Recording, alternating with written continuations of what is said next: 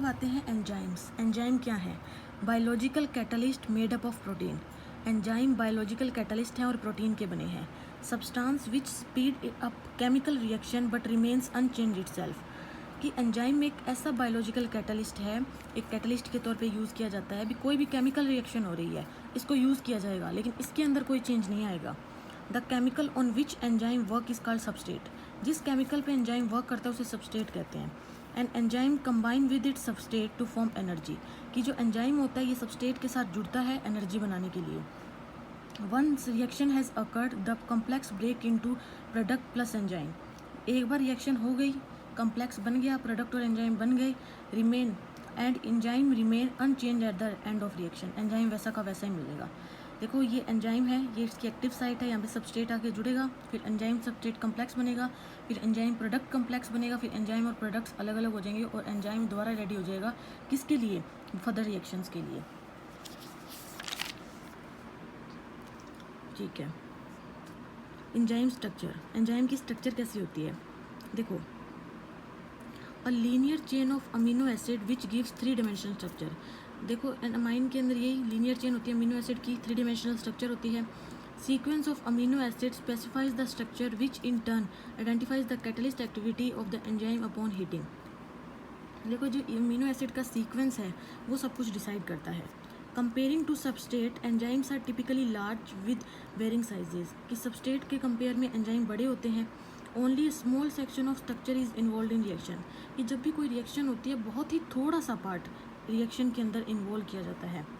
कैटलिक site and binding site together form enzyme active site. ये catalytic site मिलकर और binding site मिलकर enzyme की एक्टिव साइट बनाते हैं। फिर आता है एंजाइम का क्लासिफिकेशन।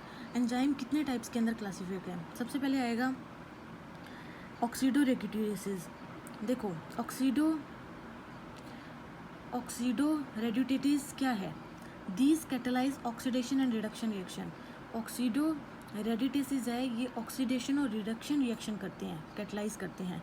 ट्रांसफरेजेस के अंदर क्या होता है? These catalyse transferring of chemical group from one two another compound.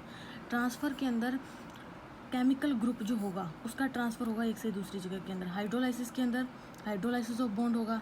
लाइगेसिस के अंदर these catalyse the breakage of bond without catalysis. Ligases जो होता है ये बॉन्ड को तोड़ने का काम करता है। आइसोमरिज्म के अंदर formation of isomer of a compound होगा।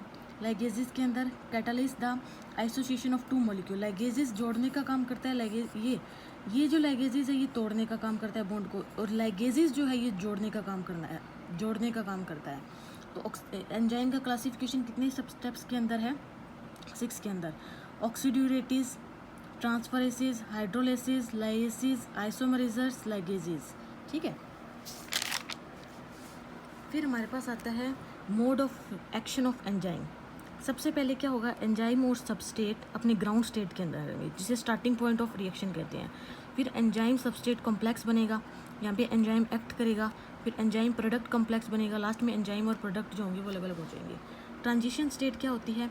ट्रांजिस्ट phase in a reaction during which breaking and making of a bond take place. जहाँ पे बनता है और टूटता है उसे ट्रांजिशन स्टेट कहते हैं। Activation energy, amount of energy required to reach transition state. कि वो एनर्जी जो ट्रांजिशन स्टेट पहुंचने के लिए काम आती है उसे एक्टिवेशन एनर्जी कहते हैं। इसका आप डायग्राम भी देख सकते हैं। ये यहाँ पे फ्री एनर्जी है, ग्राउंड स्टेट है, ग्राउंड स्टेट से फिर ट्रांजिशन स्टेट, और यहाँ पे जो प्रोडक्ट है वो बन जाएगा। ये एनर्जी विदाउट एंजाइम, ये जो एनर्जी होगी ये बिना एंजाइम के बनी है। इधर डायरेक्शन ऑफ रिएक्शन